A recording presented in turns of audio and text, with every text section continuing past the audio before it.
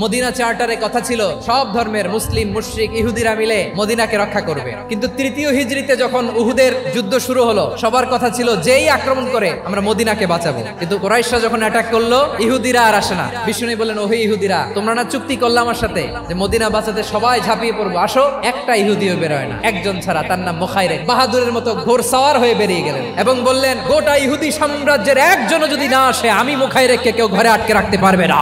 বেরিয়ে আসলেন, এসে বললেন, আমি মুহাম্মদের পক্ষে যুদ্ধ করব। আমি মারা গেলে আমার সম্পদ আমার উত্তরাধিকারীরা পাবে না, আমার সম্পদ তোমরা মুহাম্মদকে দিয়ে দিবা। সুবহানাল্লাহ বলেন। উহুদের ময়দানে 70 জন মুসলমান শহীদ হলো। এই ইহুদি, সেও মুসলমানের পক্ষে যুদ্ধ করে নিহত হলো। মুসলিমদের লাশের পাশে মুখাইরিকের লাশ দেখে বিশ্বনবী মুখাইরিকের প্রতি অনেক খুশি হলেন। আর বিশ্বনবী খুশি হয়ে বললেন, মুখাইরিক, যদিও তুমি ইহুদি, তারপরে তুমি সব ইহুদিদের মধ্যে সেরা ইহুদি। পড়েন সুবহানাল্লাহ। আমার নবী ইহুদিকেও সম্মান দিতে কার্পণ্য করে নাই। আওয়াজ করে বলেন আল্লাহু আকবার।